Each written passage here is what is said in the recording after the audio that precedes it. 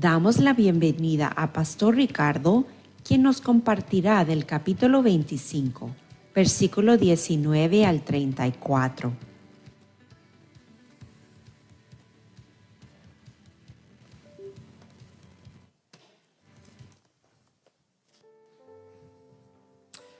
Sean todos bienvenidos en esta mañana. ¿Cómo están en esta mañana, iglesia? Por la gracia de Dios estamos afortunados, bendecidos. Esta mañana, mientras consideraba, oraba, no hay problema, hagamos el micrófono.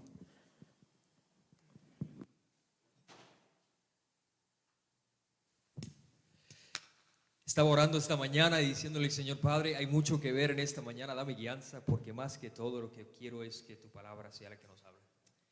Y es inevitable que cuando abrimos la escritura hay una de dos cosas que pueden pasar. Tú puedes en una actitud apatética, significa que indiferencia, o puedes realmente reflexionar y meditar en lo que Dios quiere decirte y abrir tu corazón y hacer lo que la palabra dice, tener oídos para oír lo que Dios quiere decir a su pueblo. Y es por eso que quiero invitarte a que abras la Biblia en el Génesis capítulo 25, donde vamos a estar escudriñando desde el versículo número 19 hasta el versículo número 34.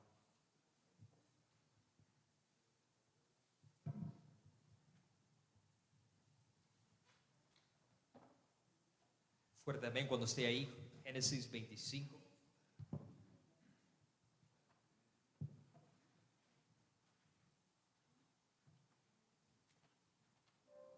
Leo de la Biblia de las Américas. Quiero que me acompañes a ver lo que su palabra quiere decir en esta porción bíblica. Entonces las generaciones de Isaac, hijo de Abraham. Abraham fue el padre de Isaac. Tenía 40 años cuando tomó por mujer a Rebeca, hija de Betsuel, el arameo de Padán Aram, hermana de Labán el arameo. Isaac oró al Señor en favor de su mujer, porque ella era estéril. Y el Señor lo escuchó y Rebeca, su mujer, concibió. Los hijos luchaban dentro de ella y ella dijo, si es esto así, ¿para qué vivo yo? Y fue a consultar al Señor.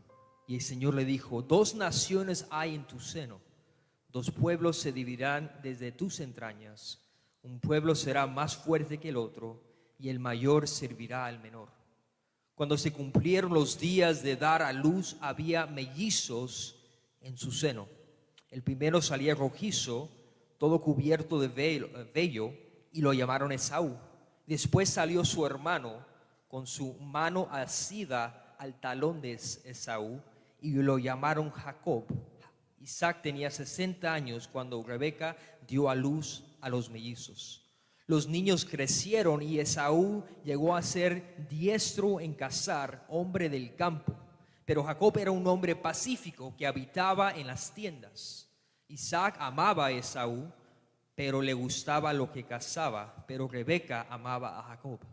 Un día, cuando Jacob había preparado un potenja o una comida, Esaú vino agotado del campo.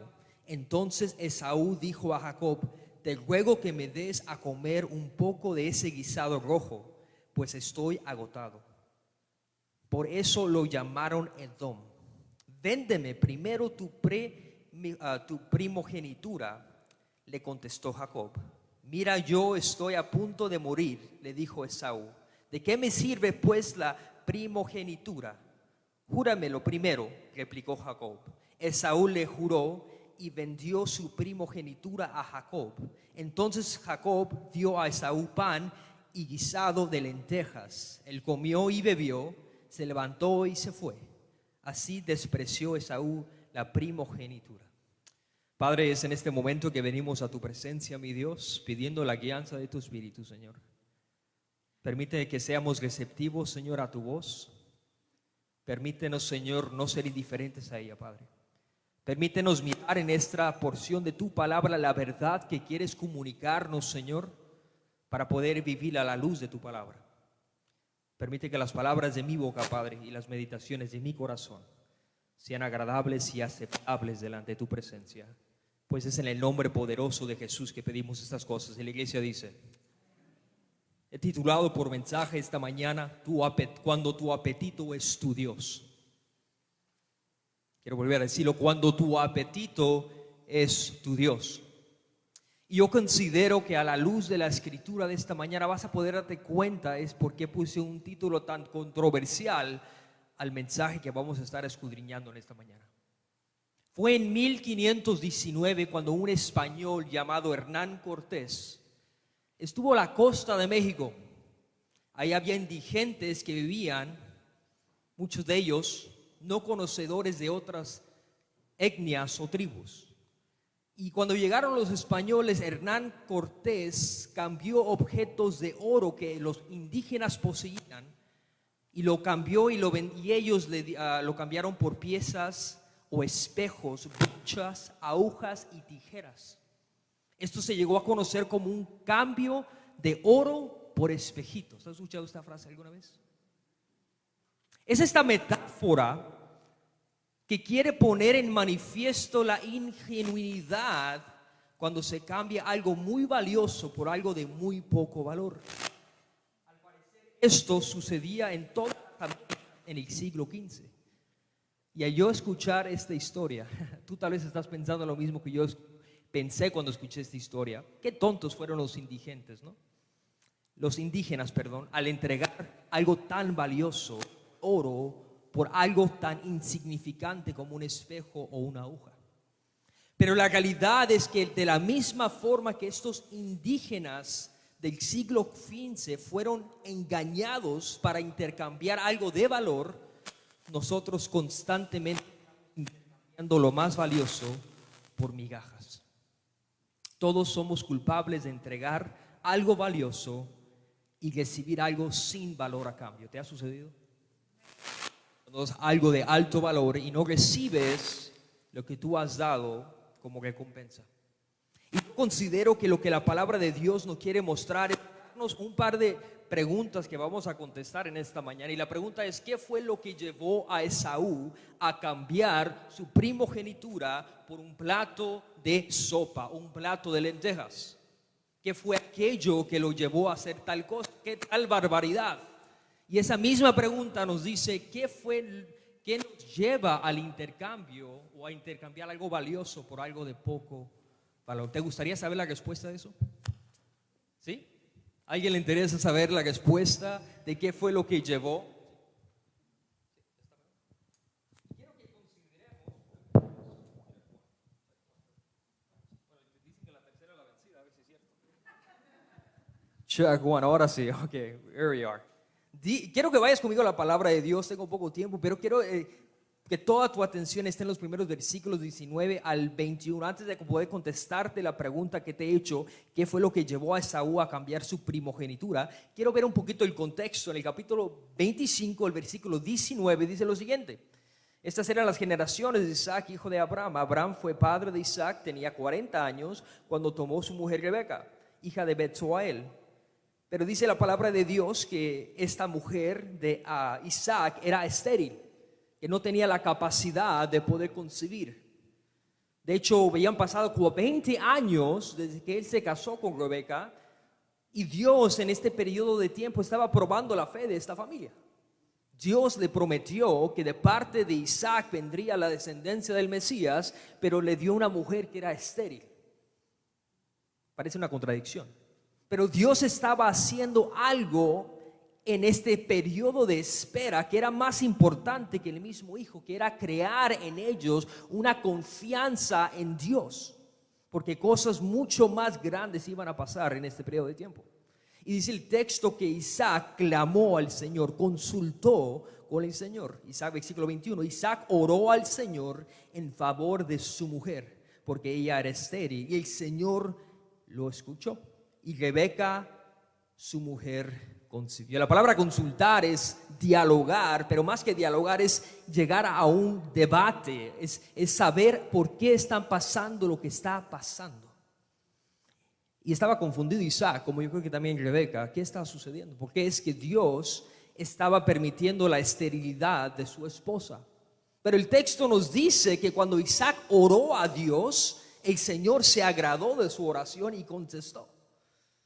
Y esto nos enseña, mi amada iglesia, que la oración persistente de un hombre es aquella oración que no es solamente una oración de una sola vez, sino que el texto nos dice que duró 20 años para que Rebeca pudiera concebir a sus hijos. Entonces no fue una oración mágica, ¿sí? A veces nos quieren vender las oraciones mágicas. Si ora fulano de tal por mí, ahora sí voy a ser sanado. He escuchado de campañas de sanidad. ¿Ha escuchado usted eso? Si tú vas a la campaña de sanidad del reverendo sabrá quién, podrás recibir la sanidad. Te están vendiendo una falsa esperanza. Pero aquí miramos el ejemplo de una persona que 20 años clamó y clamó y se esperó y esperó, confiando en que Dios iba a responder. Entonces, si llevas un año orando por algo, ten paciencia, porque Isaac esperó 20, ¿sí? Tal vez te faltan 19 más. Sigue orando al Señor.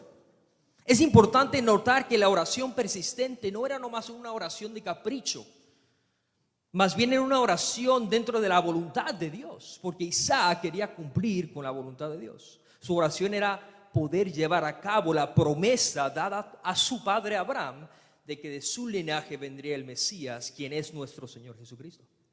Era una oración dentro de la voluntad de su padre, y él se aferró a esa promesa. Después de esto, miramos más adelante en el versículo número 22, un problema, el gran problema. Los hijos luchaban dentro de ella, y ella dijo, bueno, ¿en qué me metí? Estaba orando que me impregnara, salí impregnada, y ahora ¿qué está pasando dentro de mí? Parece que se están peleando, parece un ring de lucha libre en mi vientre. Dice el texto que dentro de ella había como una lucha. La palabra lucha es la palabra forcejeo. Cuando dos personas están peleando dentro de sí mismos. Si alguna vez usted pensó que un niño era inocente, estos no eran inocentes. Desde el vientre ya andan peleoneros, ¿sí? Entonces no se sorprenda si sus hijos se pelean, porque desde el vientre estos dos estaban agarrándose el chongo, ¿sí? Nos habla de que todos estamos contaminados con el pecado, ¿verdad? Estaban peleándose, ¿por qué? Bueno, vamos a mirar por qué. Dice el texto, ella se preguntó, bueno, Señor, ella consultó al Señor diciendo, Señor, ¿qué está pasando dentro de mi vientre? Y el Señor le contestó, 2 naciones hay en tu seno, Rebeca. 2 pueblos se dividirán de tus entrañas. Un pueblo será más fuerte que el otro, y el mayor servirá al menor. Esto parece una contradicción, porque en el tiempo bíblico y en la ley judía, el mayor era el que recibía la herencia, no el menor. Era el mayor que tenía los privilegios, no el menor. Pero a Dios le gusta quebrar las normas. No sé si tú sabías eso. A Dios le gusta cambiar las cosas. Y Dios dijo, para dar un ejemplo de que yo soy Dios y que yo hago lo que yo quiero, voy a cambiar el script y voy a hacer que el menor sea servido por el mayor.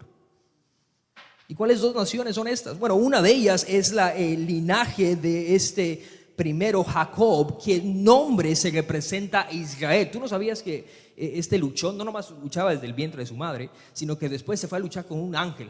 No sé si tú supiste esto, lo vamos a ver después. Y su nombre fue cambiado a Israel, que representaba la nación de Israel.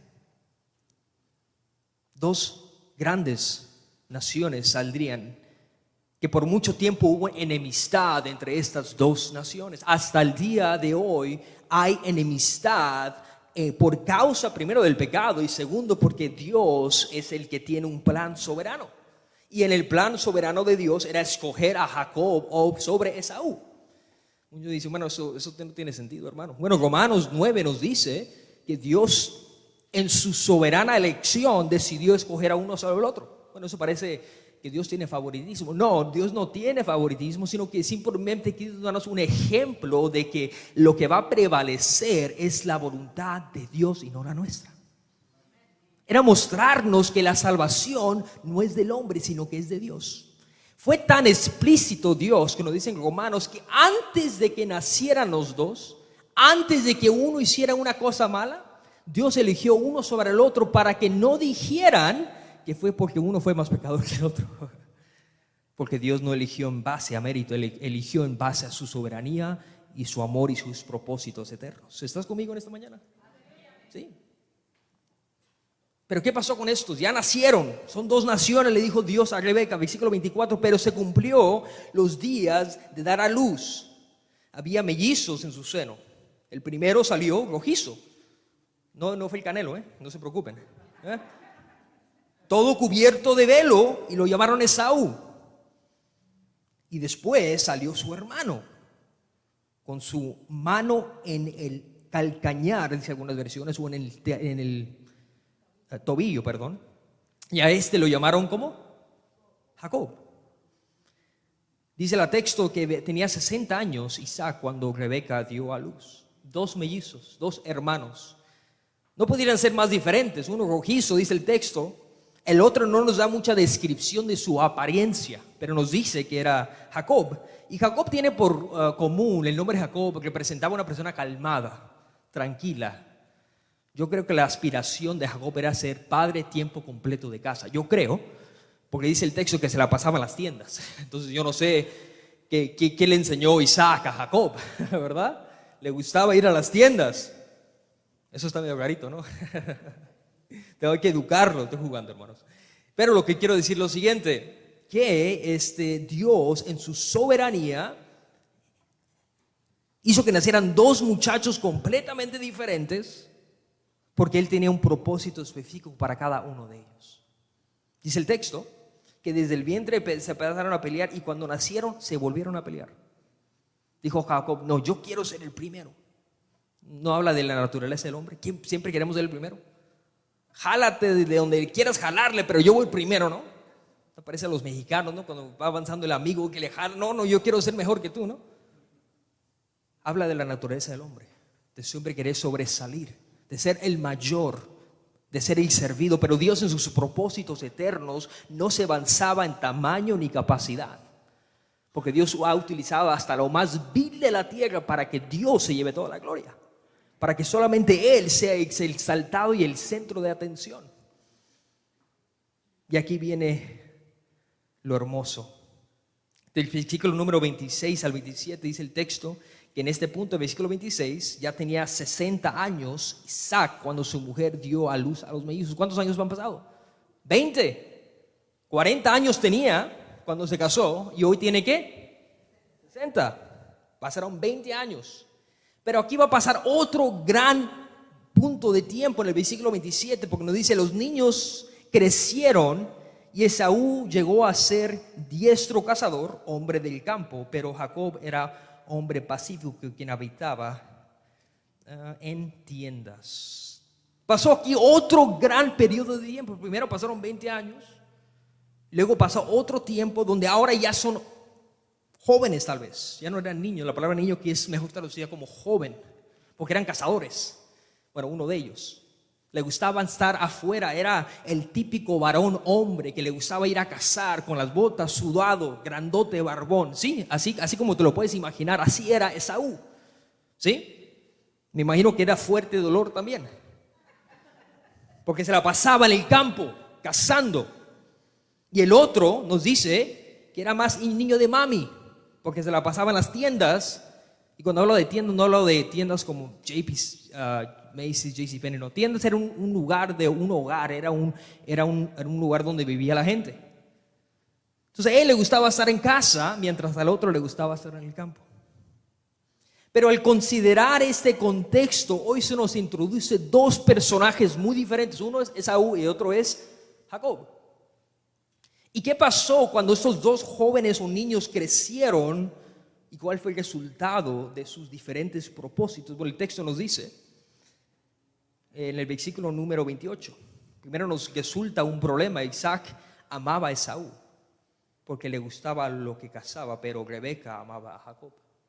Aquí nos pinta un problema que sucede mucho en las familias, es que tenemos preferencias, tenemos favoritismo de un hijo sobre el otro. Aquí nos habla de una familia muy disfuncional. Isaac amaba a su hijo Esaú. ¿Por qué? Porque era bueno para cazar. Yo me imagino que llegaba Esaú de cazar un gran animal y el papá dijo, vámonos a comernos un buen animal, hijo. Por eso eres mi favorito, que tú sí sabes cazar. Tú eres como yo, tú eres un hombre, ¿sí? Pero Jacob no. Jacob era diferente y su madre amaba a Jacob. Me imagino porque él pasaba más tiempo con su madre, pero aquí miramos el problema disfuncional de una familia cuando tenemos preferencias entre hijos. ¿Tú sabías que no debes de tener preferencias, padre, entre tus hijos? El hispano le dice, es que es como yo, no importa. Si es como yo, pobrecito, ¿verdad? En vez de ser bendición, creo que es el opuesto. Pero la Biblia nos habla de que ambos crecieron en el mismo ambiente. ¿Tú miraste eso? Bajo los mismos padres, pero salieron completamente opuestos.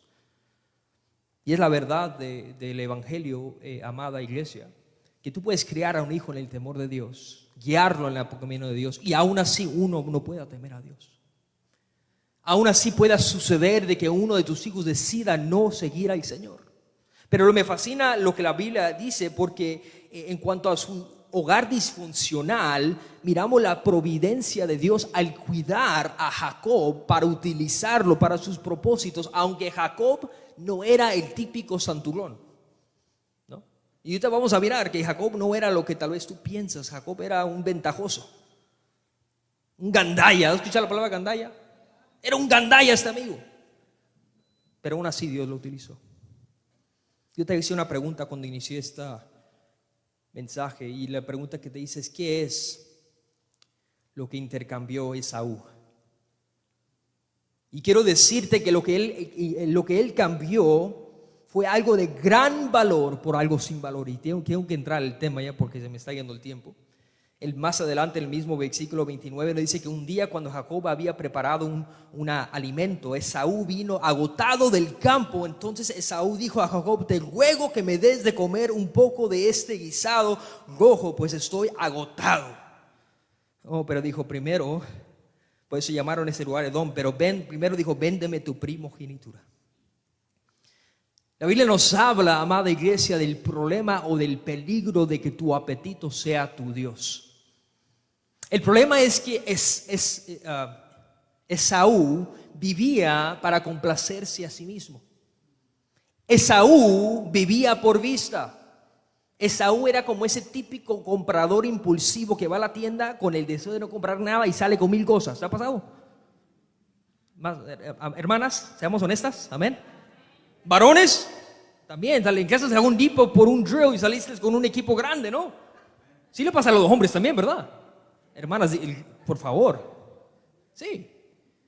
Y esto está sucediendo aquí. Esaú era el típico hombre que hacía lo que él quería cuando él quería. El texto nos dice en el versículo número 29, que cuando llegó Esaú y miró que su hermano estaba cocinando, le dijo: dame de comer de esa porción, de ese guisado rojo. La palabra de Dios nos habla que uno de los peligros que podemos correr de intercambiar algo de valor, ¿qué es lo que nos lleva a intercambiar algo de valor? Es que, amada iglesia, que nuestros apetitos nublan nuestro razonamiento. Dígalo conmigo: nuestros apetitos nublan nuestro razonamiento. Él no estaba pensando en el mañana, él estaba mirando lo que estaba enfrente de él. Y el texto nos dice que miró algo rojo, algo apetecible para él. Yo me imagino que él pensó que era un animal cociéndose en sus jugos. Un steak sirloin de esos que valen $100 en el Outback Steakhouse. Yo no sé. A mí no me gusta ahí, pero bueno. Mejor vamos a la churrasquería, vale $25. Pero sí me entiende, ¿verdad? Amén. Y él hizo lo que él sentía que él tenía que hacer en ese momento. Él fue guiado por su apetito y no por su razonamiento. ¿Era razonable lo que él estaba a punto de hacer? Él vendió su primogenitura a cambio de algo que apetecía a sus ojos. Dice el texto que él estaba tan cansado que no le puso mucho cerebro a la cosa. ¿Te ha pasado? Estás tan cansado, mujer, dame lo que sea, yo no sé. ¿Sí? No le pones ni pensamiento y tomas decisiones en base a tu apetito.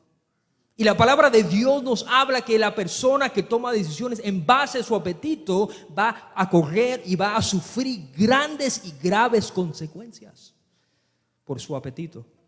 El texto nos dice, mientras continuamos leyendo que dice su palabra, el versículo número 29 dice que él estaba agotado del campo.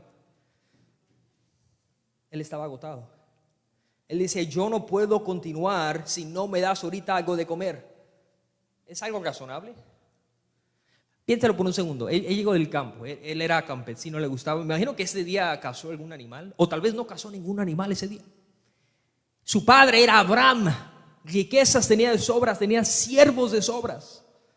Pero vaga la redundancia que en ese día su hermano Jacob estaba en la cocina, en ese día, en ese preciso momento. Para mí yo lo llamo eso como un oportunista. Porque él sabía que su hermano era aquellos que se enojaban cuando no había comida en la mesa. Esos que se desesperaban.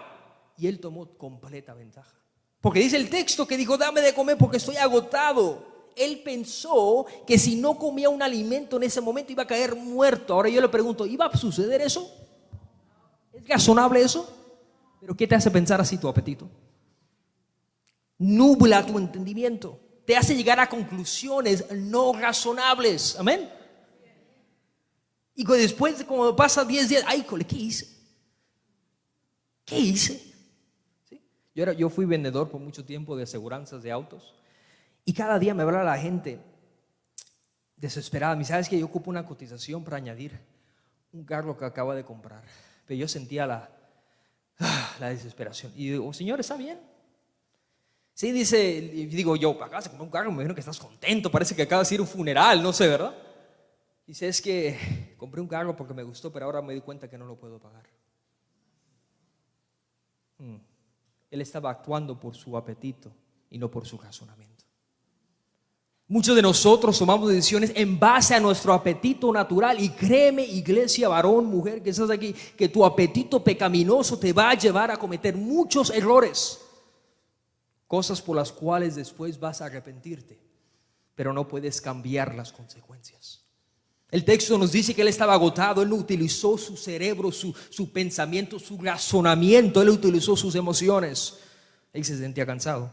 Pero el texto nos dice más adelante que él le pegó, te ruego que me des de comer un poco de este guisado. Él le dijo, por favor, dámelo ahorita. Él tenía una desesperación por tener esas cosas. Y eso es algo que el enemigo él maquina mejor que cualquier otra persona. Hacerte pensar que si no tienes eso, no vas a estar feliz. Que si no tienes eso en ese momento, tu vida nunca va a ser igual. Y créeme que los vendedores son buenos para eso. Amada iglesia, tu apetito no debe ser tu Dios. La palabra de Dios nos habla de que tengamos dominio propio. Que seamos hombres controlados, no por nuestros deseos carnales, dice Pablo a la iglesia en Galacia y a la iglesia en Éfeso, sino que seamos llenos, dice, del Espíritu Santo.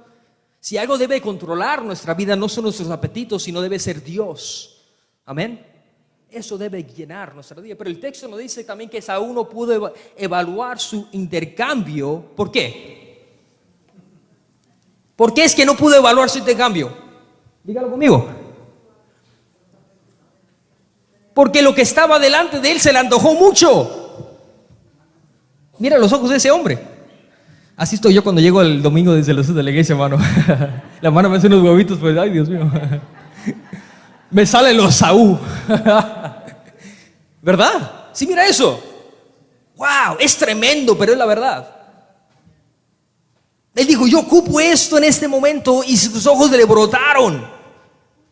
Y tomó una decisión equivocada. Pero el texto nos dice también que él se enfocó en su antojo de esa sopa y estuvo dispuesto a intercambiar lo que sea por satisfacer su apetito. No me importa lo que voy a entregar en este momento, yo ocupo esa sopa.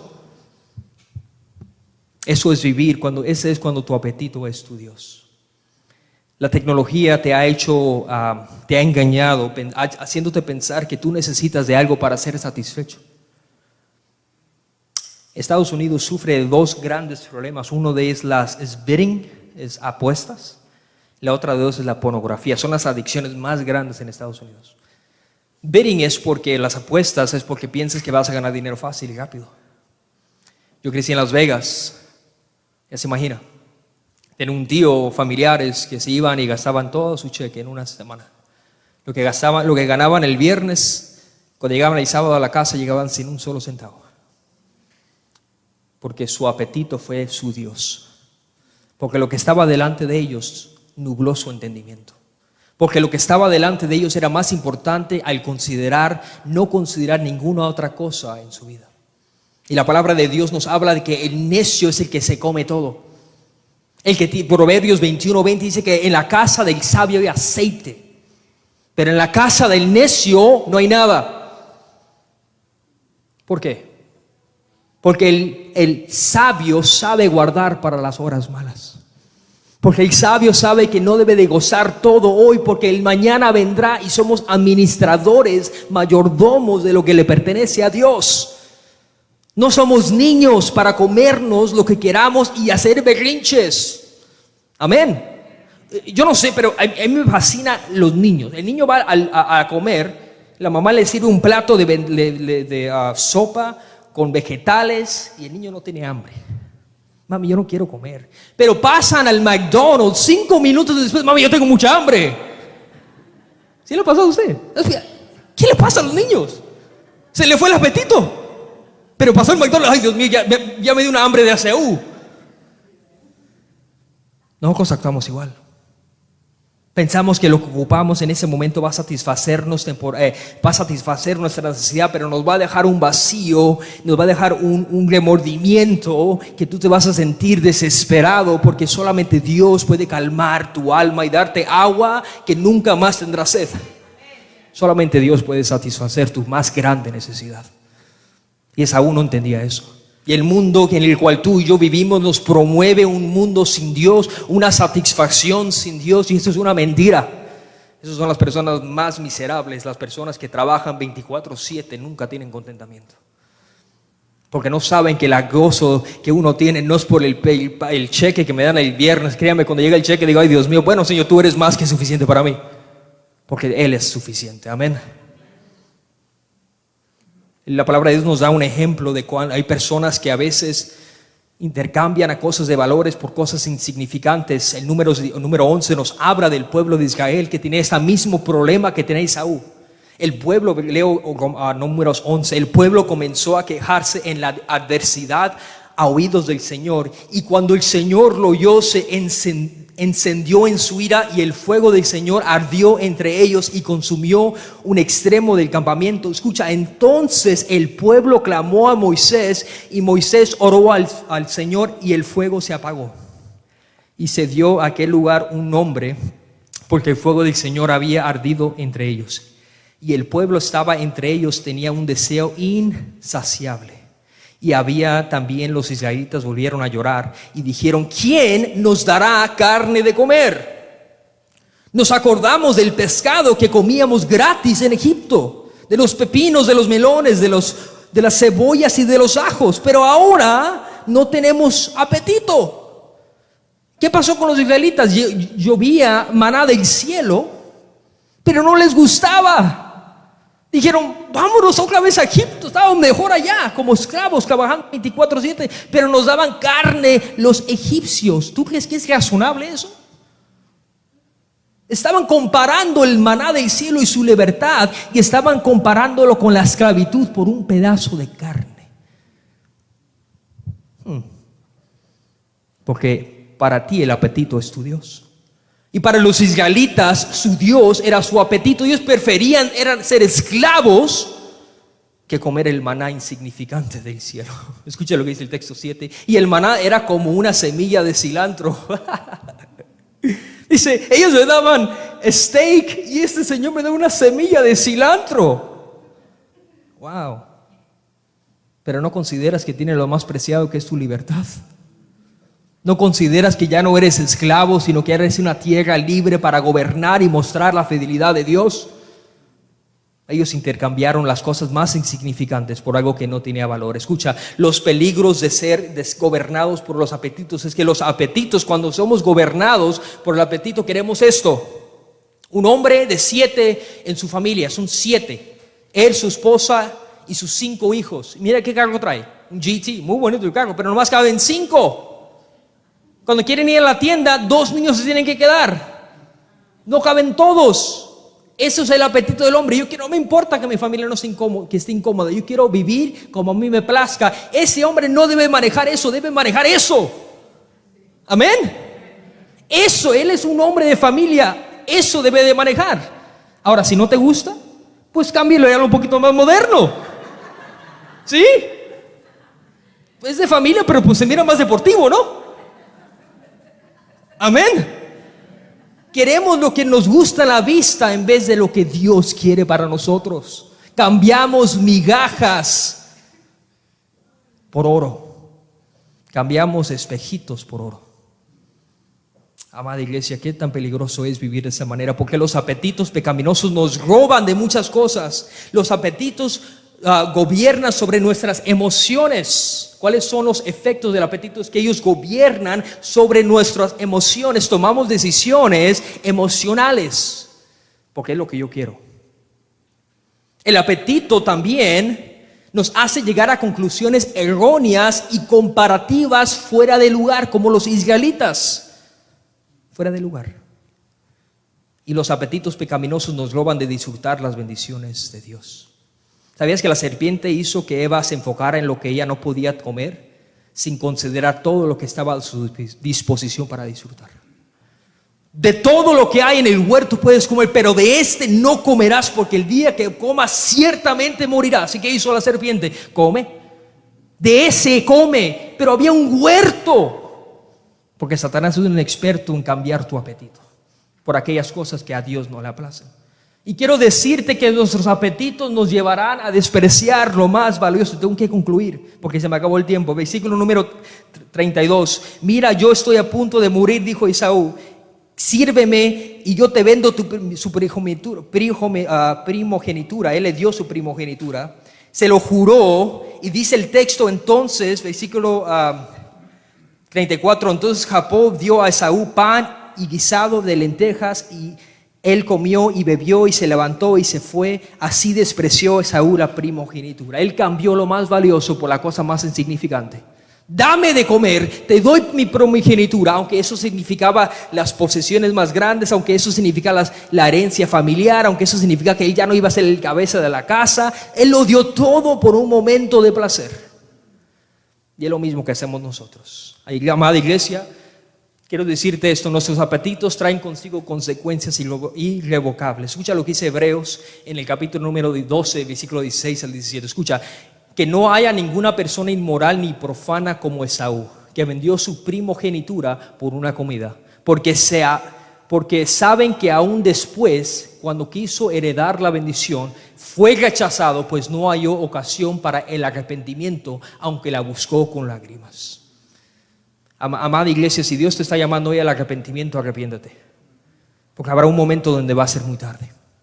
Si el Espíritu de Dios te permite arrepentirte y dejar de vivir por el apetito, sino vivir por Dios, lo único que tiene sentido en esta tierra es vivir para el reino de Dios y sus propósitos. Esaú no entendía eso. Esaú quiso gozar las cosas aquí y olvidar lo más preciado que son las cosas y los propósitos de Dios. Yo tengo que llamarte en esta mañana al arrepentimiento, porque la palabra de Dios te ha dicho que no vivas, que tu apetito no sea tu Dios, sino que el Señor tu Dios satisfaga cada una de tus necesidades. Y que puedas decir: Señor, aunque yo sacrifique la misma vida aquí, quiero vivir para ti, para tus propósitos. Que esa sea tu oración en esta mañana. Que digas: Señor, yo no puedo cambiar tu reino y tu justicia por migajas, por cosas temporales que me van a dejar vacío y con necesidad. Inclina tu rostro conmigo. Padre amado, yo te doy gracias por tu palabra, Señor. Porque, Padre amado, es incuestionable mirar, Señor, la necesidad que tenemos de arrepentirnos, Señor, y de vivir para tu reino. Trae arrepentimiento en esta mañana, Padre amado. Trae arrepentimiento, Señor, a este lugar. Y permite mirar, Señor, las personas que puedan mirarse a sí mismos y evaluar que han vivido por sus propios apetitos. Que el apetito se ha vuelto su Dios. Recuérdanos que nuestro apetito, Señor, solamente tú lo puedes llenar por medio de tu Espíritu. Padre, trae salvación en esta mañana, Padre, a cualquier persona que no ha depositado la fe en el Hijo de Dios, quien se entregó para así salvar y pagar la condena del pecado, Señor. Trae salvación en este lugar por medio de tu Espíritu. Trae arrepentimiento a tu iglesia, Padre, y permítenos no menospreciar lo más importante, como Saúl lo menospreció. Que a ti sea la gloria, Padre, en Cristo Jesús. Amén.